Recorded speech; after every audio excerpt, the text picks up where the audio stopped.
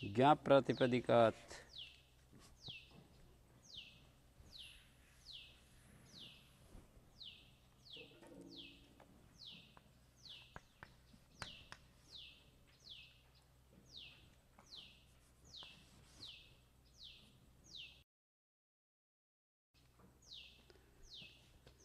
एक बात बच गई थी इसकी। ज्ञाप प्रातिपदिका सूत्र बनाने का क्या प्रयोजन है? एक तो प्रयोजन बताया वृद्धा वृद्ध वर्ण स्वर द्वज लक्षण प्रत्यय विधौ तत्संप्रत्यार्थम। दूसरा ज्ञाप ग्रहणम किम पूछा है? ज्ञाप प्रातिपदिकात्। प्रातिपदिकात् क्यों पढ़ा? इसका उत्तर जो है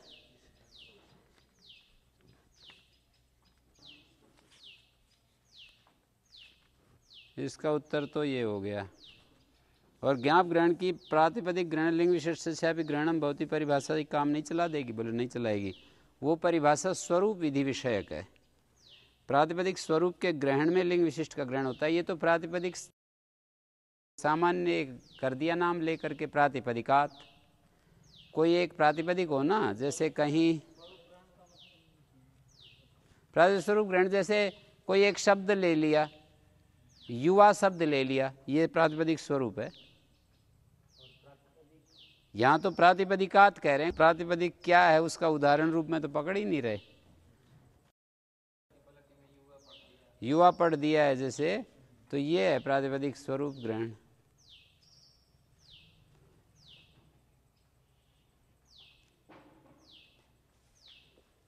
प्रातिपदिक स्वरूप ग्रहण होने पर लिंग विशिष्ट ग्रहण होता है।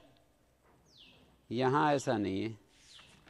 तथा च युवा खलति फलिति किंच। और भी ज्ञाप ग्रहण का दूसरा प्रयोजन, एक तो ये बात थी ज्ञाप ग्रहण इसलिए क्या है कि प्रातिपदिक ग्रहण में लिंग विशिष्ट का ग्रहण होता है। ये परिभाषा स्वरूप विधि विषयक है, यहाँ नहीं लग पा रही थी। और दूसरा तदंता तद्धित विधानार्थम ज्ञाप ग्रहणम। तदंता तद्धित विधान, जैसे काल शब्द से काली बना लिया, तो इससे फिर तरफ हो, तरफ होकर के ये ह्रस्व हो जाएगा। क्या सूत्र है? घ रूप कल्प चेलट भ्रू गोत्र मत अतेषु ज्ञोने का चरस्वा। घ के पर रहते इसको रस हो जाएगा है? फिर इससे टाप आ जाएगा। इसको तरबंत को स्त्री बताने के लिए, तरबंत का स्त्रीत्व बताने के लिए काली तरा बन जाएगा है? ठीक है। तो हरिणी तरा, ये कहना चाह रहे हैं तदंता तद्धित विधानार्थम विप्रतिषेधादि तद्धित बलियस्तम। दो सूत्र जब सावकाश होते हैं तो विप्रतिषेध बन जाता है। दो सूत्रों का सावकाश तो ऐसे दिखाते हैं। स्त्री प्रत्यय का अवकाश है, जैसे केवल काल शब्द से स्त्रीलिंग का प्रत्यय बनाना है तो काली बन गया, काल काली बन गया, काली। यहाँ पर स्त्रीत्व की तो विवक्षा है, प्रकर्ष की विवक्षा नहीं है। ज्यादा काली, ज्यादा काल, तरफ तो तभी आएगा जब प्रकर्ष विवक्षा होगी। दूसरा एक उदाहरण, स्त्रीत्व की विवक्षा नहीं करेंगे, कोई काल से ही तरफ कर देंगे तो काल तरह बन गया।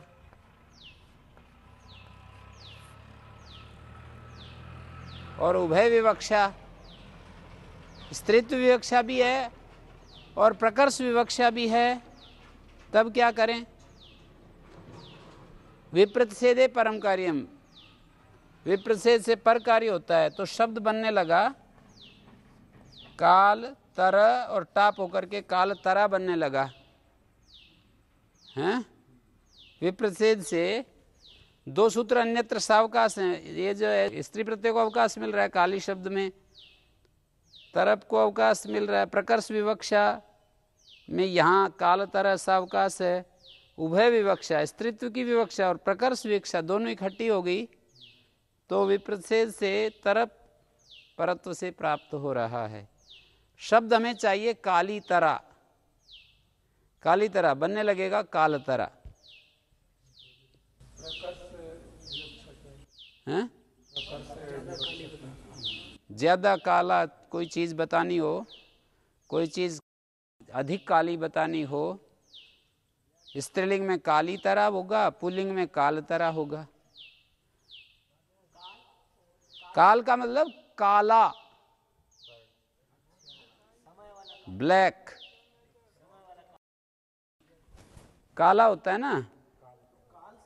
जैसे ये एक थैला है, ये कालतर कोई दूसरी कोई चीज़ पकड़ करके, हाँ, उनके उस वस्त्र से ये थैले का कलर अधिक काला है, कालतरोयम प्रसेवा ऐसे बोलेंगे।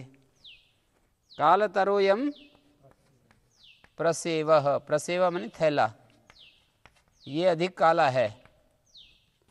एकदम काला जिसे बोलते हैं तो उसमें काल तरो नहीं, काल तमा कह दो उसको। सबसे ज़्यादा काला कहने के लिए काल तमा कह दो। और यदि आपको केवल काला बताना है, दूसरे से कंपैरिजन करके नहीं बताना, ये तो तरफ तमप तो कंपैरिजन में आते हैं ना, दूसरे से तुलना करके जब बताते हैं, हैं? हाँ, दूसरों से जब तुलना करके बताते हैं तब तरफ तमप आता है। दो की तुलना में तरफ और बहुतों की तुलना में तमप आता है। बहुत सारे चीज़ों में से एक को अधिक बताना होता है, तमप आएगा। दो में से एक को शूरतमा आ जाएगा, शूरतरय आ जाएगा, दो में से बताना हो तो। केवल हमें काला बताना है सामान्य रूप से, तो काला है या काली, पुल्लिंग में काला है और स्त्रीलिंग में काली। जैसे काली गाय, जैसे बोलेंगे ना काली गऊ, ऐसे बोलेंगे काली गऊ। और किसी एक गाय से दूसरी गाय को अधिक काला बताना होगा तो फिर क्या करेंगे, काल तरह प्रयोग पाएगा। ज्ञाप ग्रहण के करने से पहले घी आप आएगा फिर तरफ आएगा। सूत्र में ज्ञाप प्रातिपदिकात में ज्ञाप ग्रहण कर दिया ना कि घी और आप से तरफ होता है, तो पहले काली बनेगा फिर बनेगा काली तरह गऊ। इसको रस हो गया, इसको रस हो गया काली तरह गऊ। गौरियम काली तरह, ऐसे एवं एवं कथई श्यामा गौरियम हैं। हाँ, ज्ञान और आबंध से, हाँ, काली गाय, काली नीली गाय, सब नीली कृष्णा बोल दो चाहे काली, एक ही कृष्णा काली। कंठे काला। हरिणी तरह, हरिणी भी हरित शब्द का स्त्रीलिंग में हरिणी बनता है। वर्णाद अनुदात्ता तो धातो ना, जैसे हरित शब्द है ना, उसका स्त्रीलिंग में हरिणी बनता है। एक हरिणी, वो हरिण शब्द का स्त्रीलिंग हरिणी बनता है। और एक हरित, हरित हरे रंग के लिए स्त्रीलिंग में हरिणी बनता है। तो हरिणी तरह, हरित शब्द से हरिणी। खटवा तरह, माला तरह, खटवा शब्द से तरफ करेंगे तो खटवा तरह, माला शब्द से माला तरह। तो ज्ञाप ग्रहण करने से पहले घी और आप आएगा, बाद में इसके लिए ज्ञाप ग्रहण किया है। सोजस अमोटसस ये सूत्र आया, ज्ञो सुप ये प्रत्यय होते हैं। ज्ञाप प्रातिपदिकात इति अधिकृतम, ज्ञाप प्रातिपदिकात तो ये सूत्र आ ही रहा है यहाँ पर। अब आगे कह रहे हैं ज्ञाप प्रातिपदिका स्वादय प्रत्यय भवन्ति, सु इत्यादि प्रत्यय होते हैं। उकारादि अनुबंध यथायोगम उच्चारण विशेषणार्थ, उकारादि जो प्रत्यय हैं यथायोग का अर्थ होता है योगम अनतिक्रम, यथा संबंधम, जैसा जहाँ संबंध बैठता है,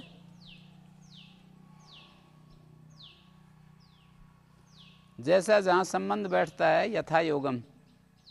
यथा योग का अर्थ होता है योगम अनतिक्रम में, योग का अर्थ है संबंध।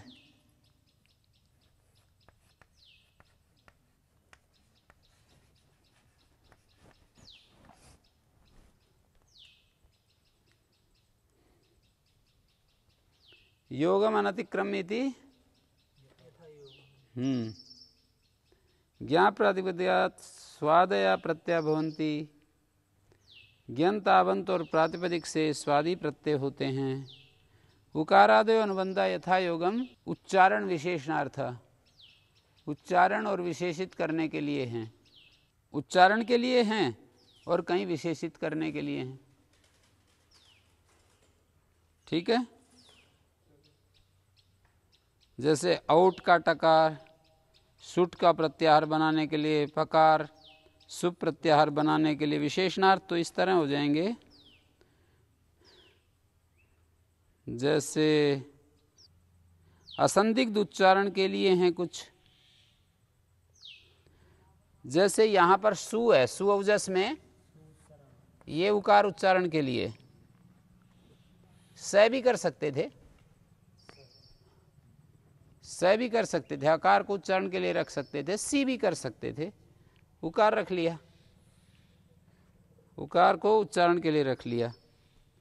और अनंगसो यदि विशेषणार्थक अस्मान्न विज्ञायते व्यावर्त्य अभावात, कहते हैं अनंग सौ सूत्र में सु पढ़ा है ना, ये विशेषणार्थ सु का उकार क्यों नहीं मानते? अनंग सौ सूत्र में सु के प्रत्यय अनंग आदेश होता है, तो विशेषणार्थ क्यों नहीं मानते? विशेषणार्थ वहां होता है चरितार्थ जहां कुछ व्यावर्त्य हो। विशेषण जो होता है वो व्यावर्तक होता है ना, ये प्रसिद्ध बात है विशेषण के बारे में कि व्यावर्तक होता है। तो उकार को विशेषणार्थ मानने का मतलब है कि विशेषित करने के लिए, अर्थात व्यावृत करने के लिए। अनंगसो में उकार को विशेषणार्थ क्यों नहीं मानते? बोले व्यावर्त्य अभावात, इसलिए नहीं मानते कि व्यावर्त्य का अभाव होने से। विशेषणार्थ तब होता है जब व्यभिचार हो उस विशेषण का कहीं। कोई ऐसा नहीं बोलता, ऐसा क्यों नहीं बोलते? सफेद दूध निकाल लो आज चल करके गाय का, व्यावर्त्य अभावात, सफेद दूध और किसी रंग का दूध होता होगा, तो इसमें अनंगसो में क्या होगा? अनंगसो में कोई व्यावर्त्य है नहीं ना। आप जैसे मान लीजिए अनंग स भी कह देते, उकार सहित सकार, उकार रहित भी सकार हो कहीं पर, तब उकार रहित सकार को व्यावृत करने के लिए कहीं मिलेगा नहीं, वो सो ही होगा कभी। हाँ, मिलेगा नहीं वो। सी रख दे, अनंग सी। अनंगसी कहने से वर्ण निर्देशे तदादि विधि संभवात सप्तमी बहुवचने भी प्रसंग सर्वनाम स्थानेति अनुवृत्ते है।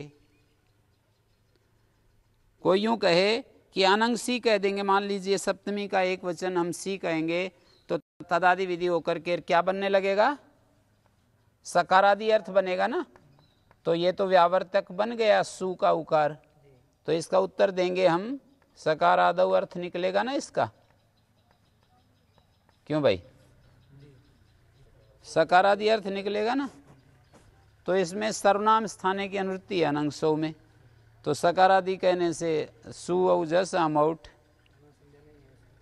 हैं, सु औजस अमौट सस, इन 5 प्रत्ययों में अमौट यहां तक बनेगा ना सर्वनाम स्थान। इन 5 प्रत्ययों में सकारादि तो सु ही बनेगा, इससे अतिरिक्त किसको हटाओगे? अनंग सी कहने पर वर्ण निर्देश में तदादि विधि तो संभव है। तो कोई यूं कहे कि भाई सप्तमी बहुवचन में भी व्याप्ति होने लगेगी, अतिव्याप्ति होने लगेगी, सु नहीं कहेंगे, तो कहेंगे क्यों होने लगेगी? सर्वनाम स्थान की अनुवृत्ति भी तो आ रही है। अच्छा, जस में जकार किस लिए है? इसी सूत्र में असंदिग्ध उच्चारण के लिए है। असंदिग्ध उच्चारण कैसे होगा? यदि जस का अस हम बना दें तो देखो सु औ जस है ना, यदि जकार नहीं रखेंगे तो एचो यवा यावा,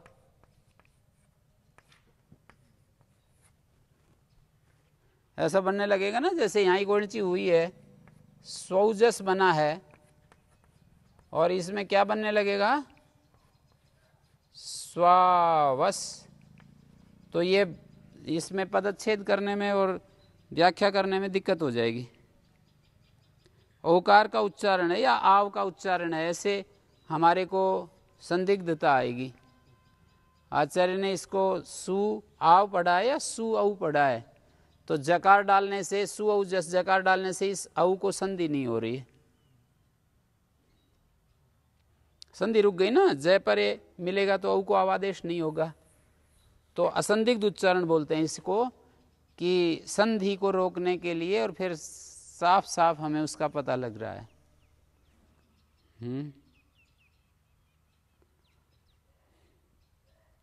जसासी इत्यादो विशेषणार्थस्तु न भवति।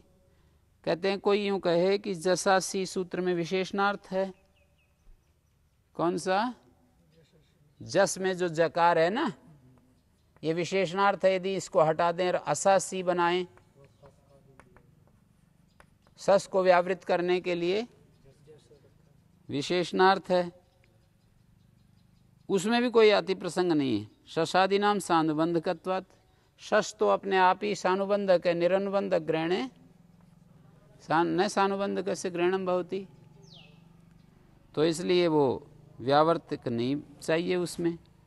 शश शकार ओटस टकार से असंदिग्धोच्चारणार्थ, शश में जो शकार है और ओट में जो टकार है वो असंदिग्ध उच्चारण के लिए है। अन्यथा गकार टकार इति संदेह स्यात्, डकार टकार है, डकार है या टकार है ये संदेह होने लगेगा।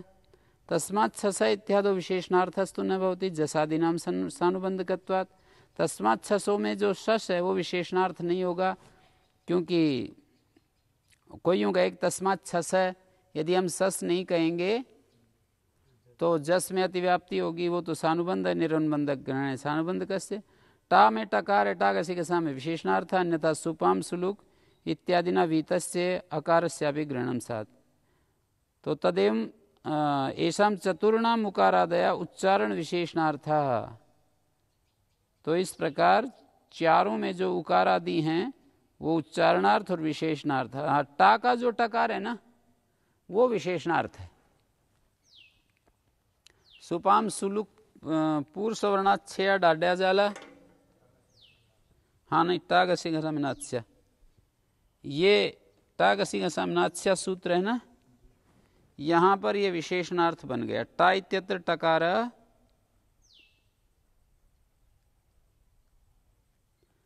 वो टागसी घसामिनात्स्या विशेषणार्थ, अन्यथा सुपाम सुलुक इत्यादि न वीतस्य आकारस्यापि ग्रहणम स्यात्। सुपाम सुलुक से विहित जो आकार है उसका भी ग्रहण हो जाएगा।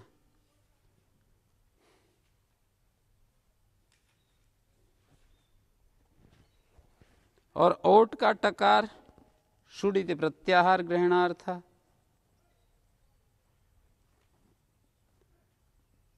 ओट का टकार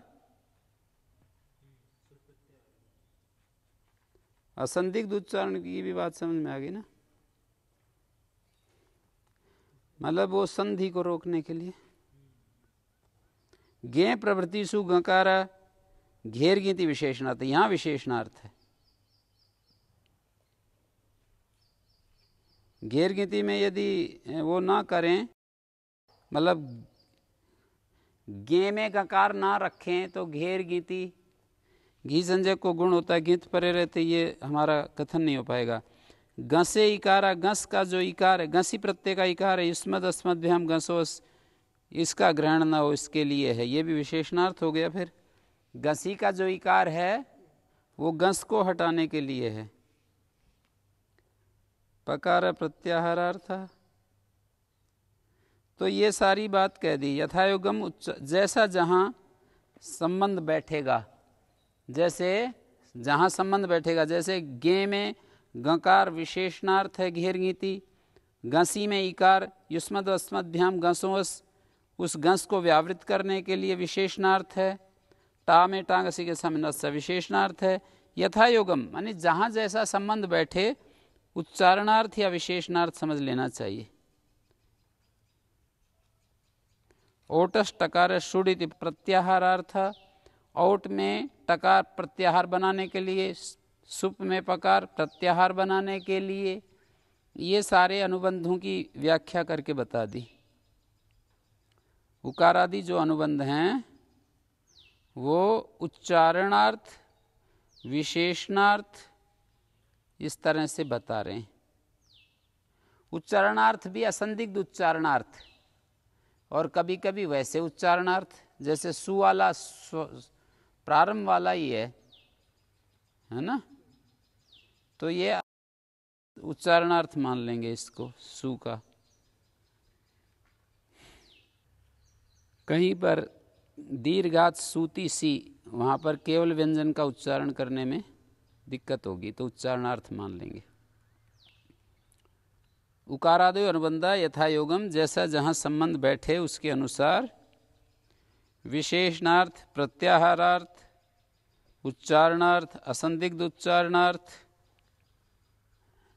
असंदिग्ध उच्चारण जहाँ संधि का चक्र है ना, जैसे ईद उदे द्विवचनम प्रक्रियम में ईत उत एत है ना, वो असंदिग्ध उच्चारण के लिए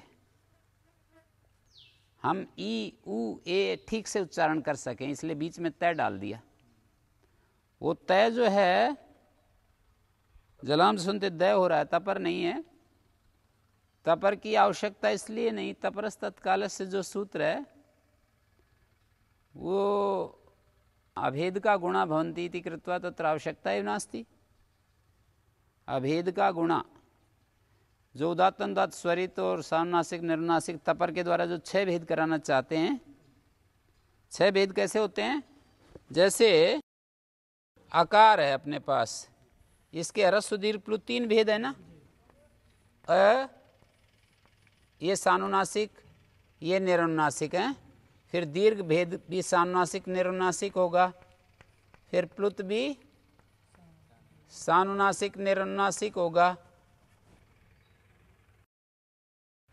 भाई आकार जो है ह्रस्व दीर्घ प्लुत हो गया ना, उकार ह्रस्व दीर्घ प्लुत हो गया। अब क्या करेंगे? सानुनासिक और निरनुनासिक ये 2 भेद हैं, और हर एक उदात्त अनुदात्त स्वरित है। ये भी उदात्त अनुदात्त और स्वरित है, ये भी उदात्त अनुदात्त स्वरित है, ये भी उदात्त अनुदात्त स्वरित, ये भी उदात्त अनुदात्त स्वरित, तो 6 भेद हो गए। लेकिन ये सानुनासिक और जो उदात्त अनुदात्त स्वरित वाली जो बात है ना, अभेद का गुणा, गुण जो होते हैं अभेदक होते हैं, गुण भेद नहीं कराते। अर्थात उदात्त अनुदात्त स्वरित और सानुनासिक जो ये गुण हैं, ये सबको गुण कह रहे हैं। अनुनासिक को भी गुण कहा है, उदात्त अनुदात्त स्वरित को भी गुण कहा है। ये गुण भेदक नहीं होते। अर्थात अ कह दोगे ना तो अपने आप 6 भेद ले लिए जाएंगे, आ कह दोगे तो अपने आप 6 भेद ले लिए जाएंगे। तो ईदुदेत में जो 6 भेद का ग्रहण कराने के लिए तपरस तत्काल सूत्र बनाया, ऐसा कह नहीं सकते, क्योंकि गुण अपने आप ही अभेदक होने से 6 भेदों का ग्रहण करा देंगे। तो फिर क्या करें? क्यों यहाँ पर ये तपर किया ईदुदेत में? तो कहेंगे असंदिग्ध उच्चारण के लिए, नहीं तो संधि होकर के क्या क्या रूप बनेगा पता ही नहीं चलेगा। ई उ ए और ऊ को व,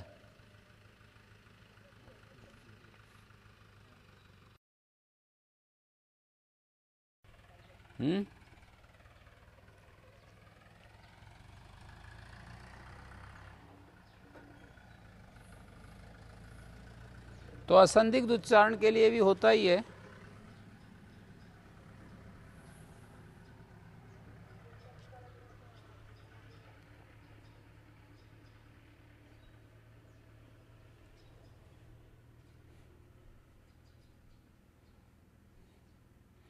संख्या कर्मादेश से स्वादिनाम अर्था शास्त्रांतरेण विहिता, तेन से एक वाक्य था। क्व पुनरि में अर्थे स्वादय भवन्ति, ये स्वादि प्रत्यय क्व पुनर्, कहाँ पर ये स्वादि किस अर्थ में होते हैं, किस अर्थ में होते हैं ये स्वादि प्रत्यय, ये प्रश्न उठाया। इन स्वादि प्रत्ययों का अर्थ क्या होता है? तो कहते हैं जो बहुषु बहुवचनम द्वेक और द्विवचनिक वचने शास्त्रांतर है ना, स्वतंत्र सूत्र हैं, उनके साथ इसकी एक वाक्यता हो जाएगी। सुऔजस सामोत्सस जो सूत्र है, इसकी एक वाक्यता हो जाएगी बहुषु बहुवचनम के साथ। तो क्या अर्थ बनेगा? प्रातिपदिक से सुऔजस, दो अर्थों को कहने के लिए, एक अर्थ को कहने के लिए, बहुत अर्थ को कहने के लिए, क्रम से मतलब एक अर्थ को कहने के लिए सु आ जाता है, दो अर्थों को कहने के लिए औ आ जाता है, बहुत अर्थों को कहने के लिए जस आ जाता है। इस तरह से देख रहे हैं। और कर्मणि द्वितीया जो सूत्र है वो भी इकट्ठा हो जाएगा। जैसे बहुषु बहुवचनम और कर्मणि द्वितीया दो प्रकरण है ना, तो उसके साथ इसकी एक वाक्यता हो जाएगी। शास्त्रांतरेण विहिता बहुषु बहुवचनम कर्मणि द्वितीया इत्यादि से संख्या और कर्मादि स्वादियों के अर्थ बताए हैं। देखो संख्या कर्मादय से संख्यार्थ कहाँ बताए हैं? दूसरे शास्त्र शास्त्रांतर कर्मादय संख्यार्थ बताया है, कर्मादि अर्थ बताए हैं।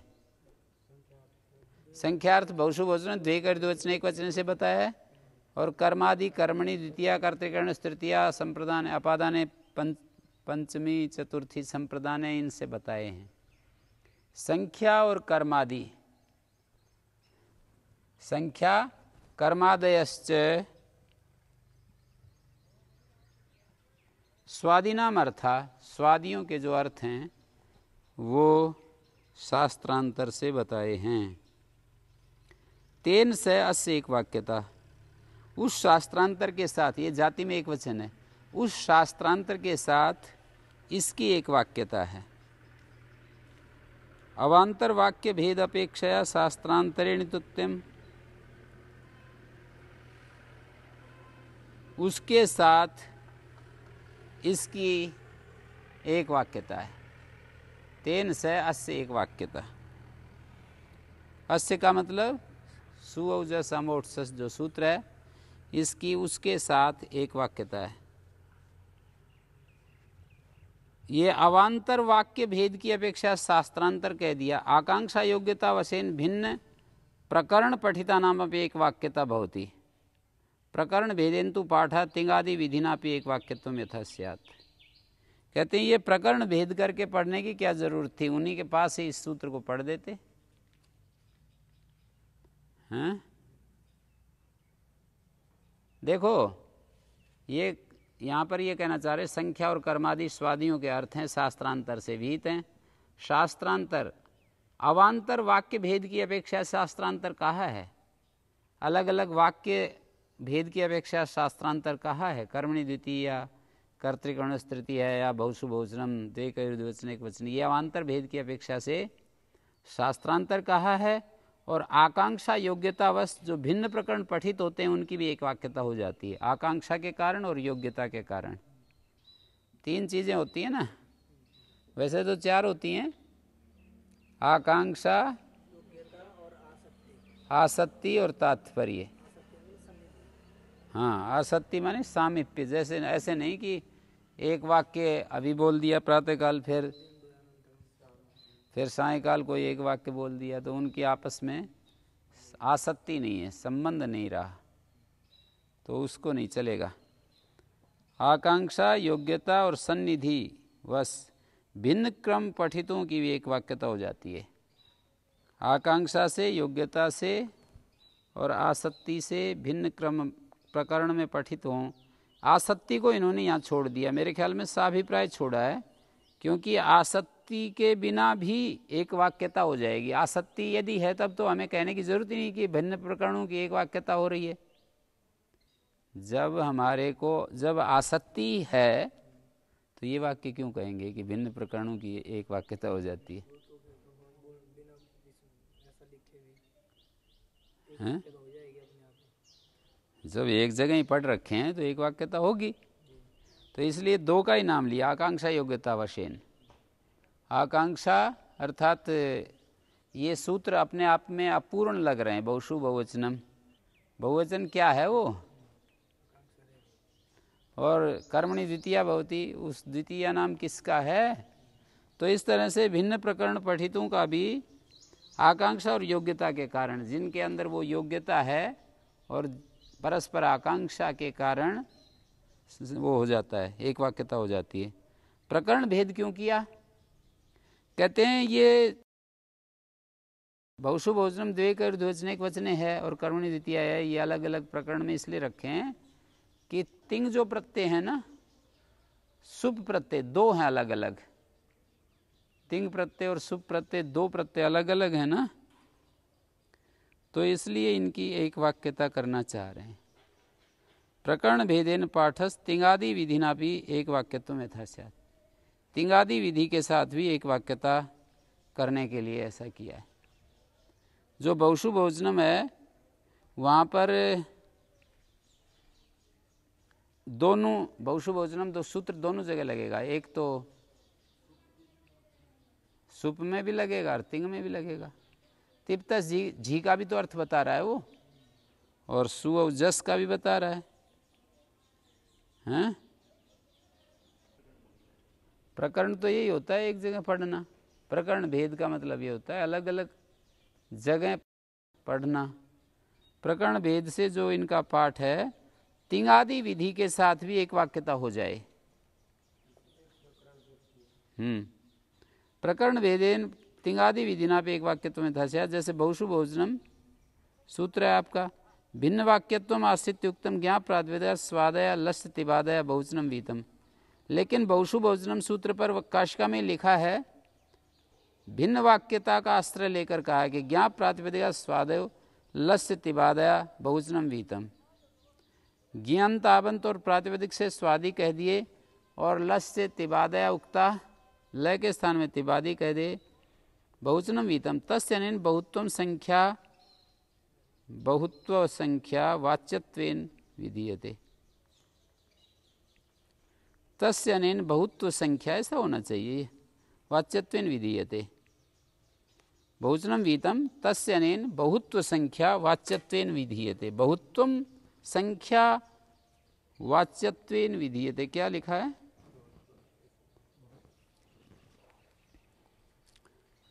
वहां तो बहुत्व संख्या लिखा है। बहुशु बहुवचनम सूत्र निकाल करके देखो एक बार, बहुशु बहुवचनम सूत्र निकाल करके आप देखेंगे तो वहां मिलेगा आपको, तस्य अनेन बहुत्व संख्या वाच्यत्वेन विधीयते। पूरा वाक्य पढ़ो। ज्ञाप प्रातिपदिका स्वादयः लस्य तिबादया इति सामान्येन बहुवचनं विहितं, तस्य अनेन बहुत्व संख्या वाच्यत्वेन विधीयते। बहुत्व संख्या अलग है ना, अलग अलग है, बहुत्व संख्या वाच्यत्वेन विधीयते। तस्य अनेन बहुत्व संख्या वाच्यत्वेन विधीयते। तो वहां तो ये बात कह दी बहुशु बहुवचनम पर। बहुशु बहुवचनम यहाँ पर भिन्न वाक्यता का आश्रय करके ऐसा कह दिया है कि ज्ञाप प्रातिपदिक स्वादया, ज्ञानताबंत प्रातिपदिक से सुआदि और लय के स्थान में धातु से तिबादी बहुवचन कहा है, बहुवचन संज्ञक। बहुवचनम वीतम का मतलब जैसे सु और जस में जस, अम और शश में शश, ताभ हम भिस में भिस, ये जो बहुवचन संज्ञक प्रत्यय हैं वो विधान किए हैं। और द्वे कर द्विवचन एक वचन में द्विवचन और एक वचन किसका नाम रखा हुआ है?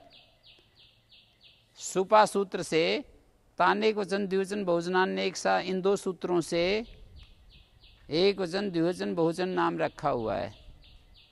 तानेक वचन द्विवचन बहुवचनानि एक सा, एक वचन द्विवचन बहुवचन एक एक करके वहां पर नाम रखे हुए हैं। ठीक है।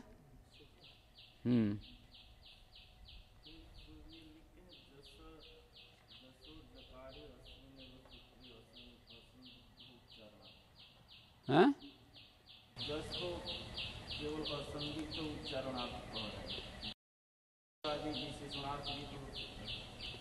नहीं, वो तो बता ही दिया था ना मैंने, वो तो बताया कि जस में विशेषणार्थ इसलिए नहीं है कि वो दूसरे जो है किसका आप करोगे,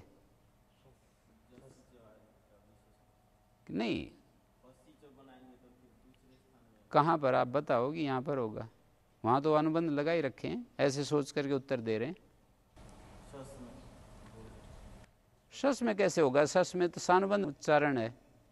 जब जस पर विचार करेंगे तो शस को ऐसे थोड़ी है कि एक साथ सारे हटाएंगे, एक एक को देखेंगे ना। जब आप जस पर विचार कर रहे हो तो सारे प्रत्ययों पर थोड़ी विचार कर रहे हो, जस पर विचार कर रहे हो, तो यूँ कहोगे कि जस का जकार जो है विशेषणार्थ है तो उसकी व्यावृत्ति कोई दिखानी चाहिए ना। आप कहोगे कि जस ससोसी, क्या करोगे वहाँ विशेषणार्थ मत करो, अपना असासी कर दो, बढ़िया है। हाँ, अस को सी हो जाएगा, पर वो जो है ना अस को सी हो जाएगा ऐसा कहोगे तो उसमें जो है ये जो शश है उसका अलग से ग्रहण करना ही पड़ेगा। आप ये नहीं देख पा रहे हो कि ये जैसे हम जस को हटा दें जकार को तो असह सी सूत्र होगा। आप ये कहोगे कि वो भी लोगे तो अससो सी सूत्र बनेगा ना, अससो शी, ऐसा। फिर क्या दिक्कत है उसमें? विशेषणार्थ कहाँ हुआ? विशेषणार्थ तो नहीं हुआ ना। तो जब यहां से जय हटाओगे तब तो यही बनाना पड़ेगा, पर विशेषणार्थ तो नहीं हुआ ना कि ये विशेषित करने के लिए, ये तो नहीं आई बात। जब जकार हटाएंगे तो यही बनेगा, पर ये तो बात उभर कर नहीं आई कि ये विशेषणार्थ है। कहाँ पर विशेषित करने से ला, विशेषणार्थ का मतलब है कुछ व्यावर्तक बनना चाहिए। इस जकार का इस रूप में उपयोग होना चाहिए कि यहां पर इसने हटा दिया दूसरे को, यहां पर जकार लगाने से अमुक स्थल में हटा दिया, भेदक बन जाए वो अन्य का। तो जस में जकार कहीं ऐसा उदाहरण नहीं मिल पा रहा है कि जहां पर वो भेदक बन जाए किसी दूसरे का। ये बड़ी गंभीर बात है जो ये मैं बता रहा हूं। संख्या कर्मादय से स्वादिनाम अर्था शास्त्रांतरेण विहिता, तेन से एक वाक्यता, उसके साथ इसकी एक वाक्यता है। मैं ये कह रहा था कि यहाँ पर काशिका में ये बात कह करके आए हैं, वाक्य भेद को लेकर के उस सूत्र में बहुशु बहुवचनम दे कर द्विवचने एक वचने, वाक्य भेद को लेकर के वहाँ पर एक पंक्ति लिखी गई है। बहुशु बहुवचनम पर जो पंक्ति लिखी है वहाँ वाक्य भेद को लेकर के लिखी गई है। ज्ञाप प्रातिपदिकात् स्वादया लस्य तिबादया सामान्यन बहुवचनम विहितम् तस्य अनेन बहुत्व संख्या वाच्यत्वेन विधीयते बहुषु बहुवचनम भवति बहुत्वमस्य वाच्यम भवति।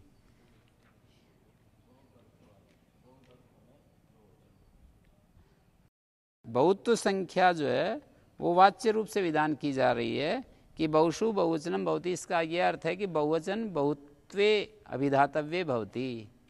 बहुषु जो है वो भाव प्रधान निर्देश है, बहुषु का अर्थ है बहुत्व, बहुवचन बहुत्व को कहने के लिए आता है, बहुत्व इसका वाच्य होता है। कर्मादि भी विभक्तियों के अर्थ कहे गए हैं, उनके बहुत्व में बहुवचन होगा। कर्मादिषु बहुषु बहुवचनम इत्यर्थ। एक तो बात है स्वादि की, लस्य तिबादी की। सामान्यन वीतम, ये वाक्य भेद को लेकर के ये पंक्ति कही है, एक वाक्यता को लेकर नहीं कही गई है ये बात। कौन सी बात? ज्ञाप प्रातिपदिकात् स्वादया लस्य तिबादया सामान्यन बहुवचनम वीतम तस्यनेन बहुत्व संख्या वाच्यत्वेन विधीयते। ज्ञाप प्रातिपदिकात् स्वादया लस्य तिबादया, ये जो बात कही गई है सामान्यन बहुवचनम वीतम तस्यनेन बहुत्व संख्या वाच्यत्वेन विधीयते, ये वाक्य भेद बहुवचनम बहुवचनस्य, जो बहुवचन है उसकी बहुत्व संख्या, बहुवचन की बहुत्व संख्या। बहुवचन तो शब्द होता है और उसका अर्थ जो है बहुत्व संख्या है। बहुत्व संख्या उसका वाच्यार्थ होता है, जस का, शश का। ज्ञाप प्रातिपदिकात् स्वादया लस्य तिबादया सामान्यन बहुवचनम वीतम तस्य अनेन बहुत्व संख्या वाच्यत्वेन विधीयते, उसकी जो बहुत्व संख्या है उसको वाच्यार्थ के रूप में बताया जा रहा है। वहाँ वाक्य भेद मान करके लिखा है और यहाँ एक वाक्यता ले करके कह रहे हैं, ये कहना चाह रहा हूँ। ठीक है, दो जगह दो बात कही गई हैं, एक जगह वाक्य भेद लेकर के कही, एक जगह एक वाक्यता में कही गई है। जो इस समय सूत्र पढ़ रहे हो वो एक वाक्यता में लेकर के कह रहे हैं, वहाँ पर भिन्न वाक्यता में कही गई हैं। भिन्न वाक्यता, एक वाक्यता का अर्थ है कि वो भिन्न भिन्न वाक्य मानते हुए वो बात कही है, और ये बात एक वाक्यता में कही गई है। भिन्न वाक्यता को लेकर के ये बात कही कि पहले ज्ञाप प्रातिपदिक से सु औजस आदि कर दो, कर दिया, फिर लस्य तिप्त झी कर दिया, फिर बहुसु बहुजनम उनका विधान कर दो कि बहुवचन का अर्थ बहुत होता है, तिप्त झी में झी का अर्थ बहुत होता है, तिप का अर्थ एकत्व होता है, तस का अर्थ द्वित्व होता है, झी का अर्थ बहुत होता है। ऐसे फिर द्विवचने एक वचने बहुसु बहुवचनम से अर्थ बता दो। जैसे ये वाले सूत्र अलग अलग बता दिए ना, तिप्तसी लय के स्थान में तिप्तसी आदि आदेश होते हैं, सुऔजस आदि प्रत्यय होते हैं, ऐसे कह दिया ना, अलग अलग कह दिया। सुऔजस होते हैं प्रातिपदिक से, धातु से तिप्तसी आदि होते हैं, अलग अलग बता दिया। और फिर बताने के बाद ये कह दिया कि भाई सु का अर्थ एकत्व, औ का अर्थ द्वित्व, जस का अर्थ बहुत होता है। इसी तरह तिप का अर्थ एकत्व, तस का अर्थ द्वित्व और जस का अर्थ बहुत। तो इस तरह से उन सूत्रों से, मतलब दो सूत्र है ना, द्विवचन बहुसु बहुवचनम, उन दोनों से बता दिए। ये तो भिन्न वाक्यता का आश्रय लेकर के बताया। और जब एक वाक्यता पक्ष में क्या होगा, यहां पर लिख रहे हैं कि संख्या कर्मादि स्वादियों के अर्थ जो शास्त्रांतर से कहे हैं, उन संख्या और कर्मादि जो स्वादियों के अर्थ कहे ना शास्त्रांतर से, तेन शास्त्रांतरेण सहस्य एक वाक्यता। अस्य का मतलब इस सूत्र की वो जो दूसरे शास्त्र हैं उनके साथ एक वाक्यता हो जाएगी। मतलब जैसे कर्मणि द्वितीया और बहुसु बहुवचनम, और ये जो सूत्र है इस सूत्र की उन दोनों सूत्रों के साथ एक वाक्यता हो जाएगी। एक वाक्य में अर्थ बनेगा कि प्रातिपदिक से उत्तर कर्म के बहुत्व में बहुवचन होता है, ऐसा एक वाक्य बनेगा। ये उस सूत्र में कहां से आ गया, कर्म के बहुत्व में बहुवचन होता है। बहुसु बहुवचनम किसी से पूछ करके देखो कि बहुत्व में बहुवचन होता है, किसके बहुत्व में, तो जानकार होगा तो बताए कर्म के बहुत्व में। फिर दूसरा प्रश्न उठेगा तत्काल कि कर्म कहां से आ गया वहां, तब ये उत्तर दिया जाएगा कि वहां एक वाक्यता हो रही है कर्मणि द्वितीया प्रकरण की। कर्मणि द्वितीया उस प्रकरण की एक वाक्यता हो रही है। और ये सुऔजस अमौट सस, ये तो यहां विधान हो रहे हैं। यहां पर इनका विधान है और वहां उनका अर्थ बताया, ये तो भिन्न वाक्यता हो गई। और एक ही साथ उन सूत्रों को इसके साथ मिला करके जब अर्थ देखेंगे तब एक वाक्यता होगी। इस सूत्र से विधान हो गए और वहां अर्थ बता रहे हैं, ये तो भिन्न वाक्यता पक्ष में व्यवस्था हुई। और इस सूत्र के साथ वो जो दो प्रकरण है ना अलग अलग, अनभिहिते प्रकरण कर्मणि द्वितीया आदि, तथा दूसरा बहुसु बहुवचनम देकर एक वचने, वो संख्या बताता है, वो कर्मादि अर्थ बताते हैं सुऔजस के। सुऔजस के दो अर्थ होते हैं, कोई पूछ भी ले तो आपको बताना पड़ता है ऐसे कि भाई सुऔजस के क्या अर्थ होते हैं, बोले बताओ कि एकत्व अर्थ होता है, कर्म अर्थ होता है।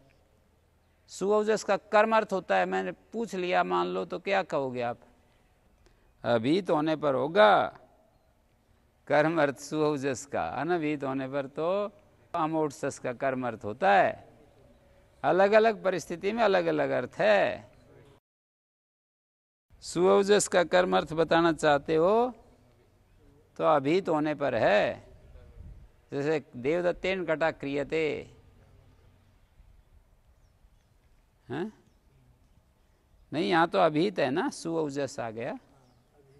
अनभिहित होने पर देवदत्तः कटम करोति, वहाँ पर अम का अर्थ कर्म है और एकत्व अर्थ भी है।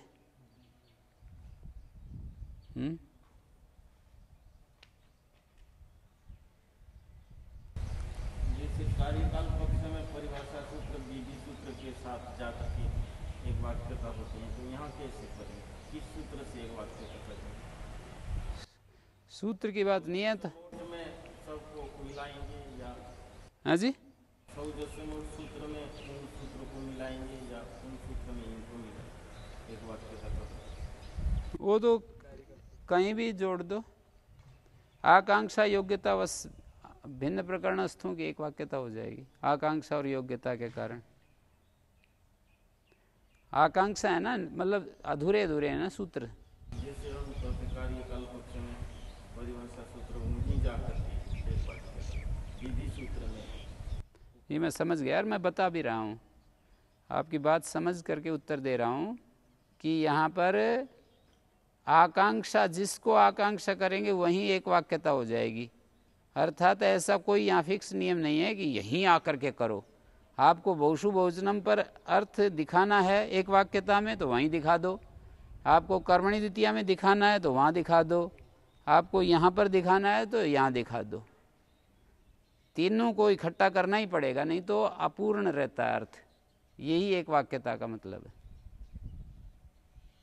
बहुषु बहुवचनम सूत्र को यदि छोड़ देते हैं तो अपूर्णता, कर्मणि द्वितीय आदि प्रकरण को छोड़ दें तो अपूर्णता, सुऔजस आदि को छोड़ दें तो किसका किसका, फिर तो कोई विधान का मतलब ही नहीं है। तो शास्त्रांतर के साथ जो कहे गए हैं ये संख्यार्थ और कर्मादि अर्थ, तेन सह अस्य एक वाक्यता, इसकी एक वाक्यता है उन सूत्रों के साथ। मतलब ये तो विधान हो गया सुऔजस का, अब उन सूत्रों की एक वाक्यता करनी है इसकी उनके साथ।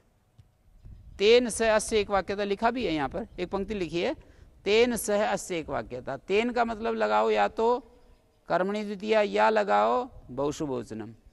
ये तो मैंने प्रतीक मात्र लिए हैं। अब वो सारा प्रकरण के सूत्र जैसे कर्तृकरण तृतीया लगा लो या फिर चतुर्थी संप्रदान अपादान पंचमी षष्ठी सप्तम अधिकरण से जो भी सूत्र से आप विभक्ति ला रहे हो उसके साथ इसकी एक वाक्यता, इसकी माने सुऔजस की एक वाक्यता।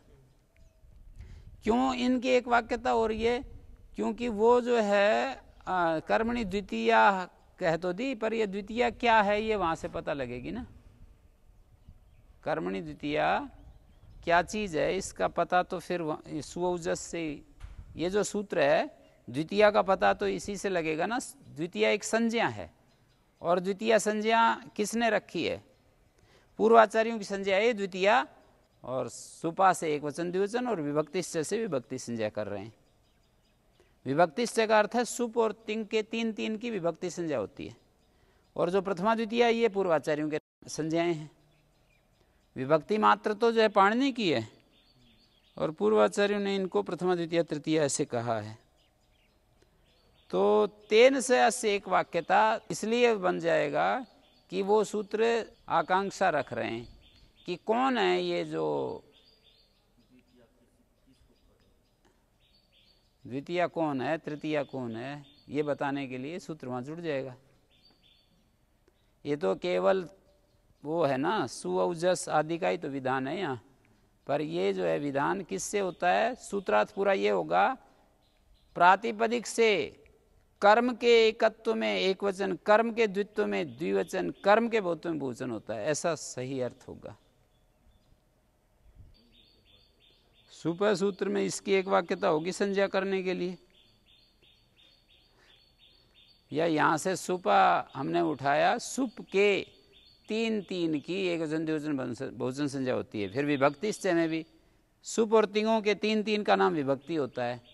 तो एक वाक्यता क्या कहें, हम यूं कहेंगे कि ये जो यहाँ पर सुप पड़े हैं ये सुप उठ करके वहाँ उसकी सहायता करने के लिए पहुँच गए।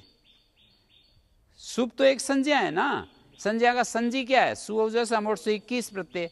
ऐसे तिंग भी एक संज्ञा है, इस तिंग संज्ञा का संजी क्या है? तिप्तस जी आदि। तो संज्ञा है तो संजी तो अपने आप ही उपस्थित हो जाएगा। ये प्रत्याहार जितनी भी होती हैं संज्ञाएं होती हैं। जैसे सुप एक संज्ञा है, तिंग एक संज्ञा, अक एक संज्ञा, इक एक संज्ञा, अण एक संज्ञा, अच एक संज्ञा, ऐसे संज्ञा होती हैं। ये आदिरंतेन संहिता से जो प्रत्याहार बनाते हैं वो संज्ञा होती है।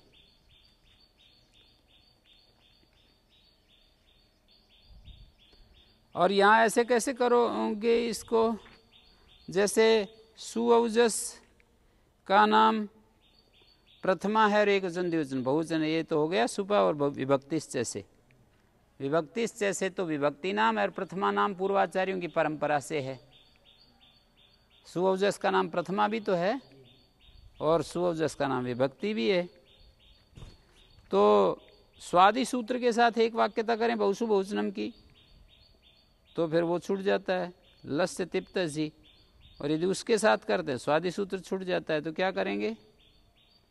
सामान्य रूप से एक तो समाधान ये है कि सामान्य रूप से स्वादि सूत्रों और तिप्त जी दोनों के साथ कर्मणि द्वितीया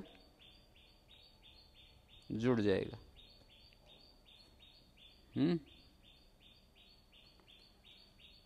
स्त्रियाम अधिकारो यम यदि तो ऊर्ध्वम अनुक्रमिष्यामः स्त्रियाम इत्यम तद्वेदितव्यम। ज्ञाप प्रातिपदिक सर्वाधिकारे भी ज्ञाप प्रातिपदिका संपूर्ण का अधिकार होने पर भी प्रातिपदिक मात्र मात्र प्रकरण संबद्ध थे ज्ञापोर अनेने विधानात्। एक पंक्ति लिखी है, बड़ी ध्यान देने की है कि इस प्रकरण में गी और आप का संबंध लगेगा, केवल प्रातिपदिकात का संबंध लगेगा, केवल प्रातिपदिकात लगेगा, क्योंकि गी और आप तो इसी प्रकरण से विहित हो रहे हैं। स्त्रियाम इति उच्यते केम स्त्री नाम, कहते हैं स्त्रियाम जो आप कह रहे हो स्त्री नाम की चीज क्या है? तो कहते हैं सामान्य विशेषा।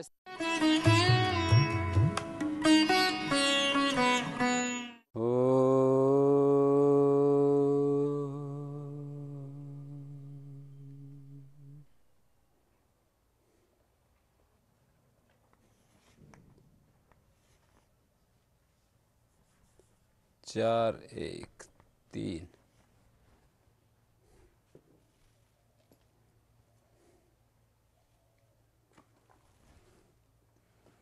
स्त्रियामिति उच्यते केम स्त्रीणाम सामान्य विशेषा स्त्रीत्वादय।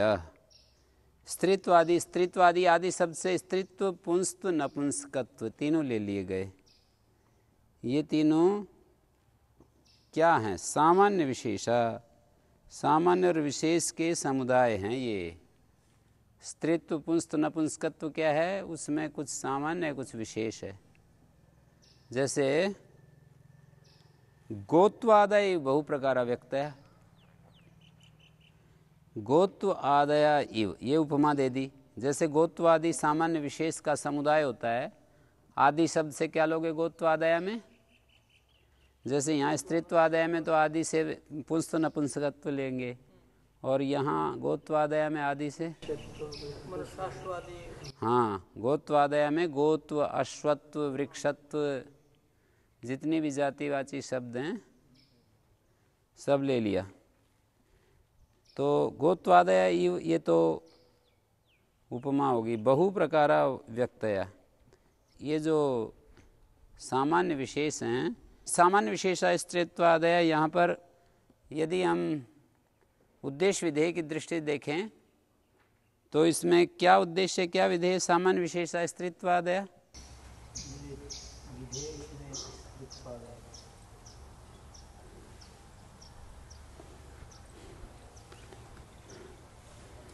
स्त्रीत्वादया विधेय जो सामान्य विशेषा स्त्रीत्वादया,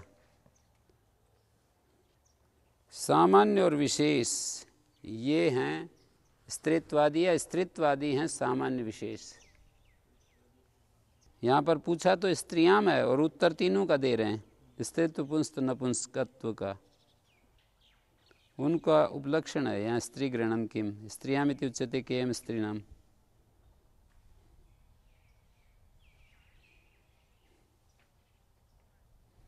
वैसे रस्व नपुंसक के प्रातिपदिक से जो आया था ना सूत्र, वहीं पर ही पूछ लेते कि ये स्त्रीलिंग, पुल्लिंग, नपुंसकलिंग क्या चीज़ है, पर वहाँ नहीं पूछा व्याख्याकार ने, काशिकाकार ने वहाँ पर ऐसा प्रश्न नहीं उठाया।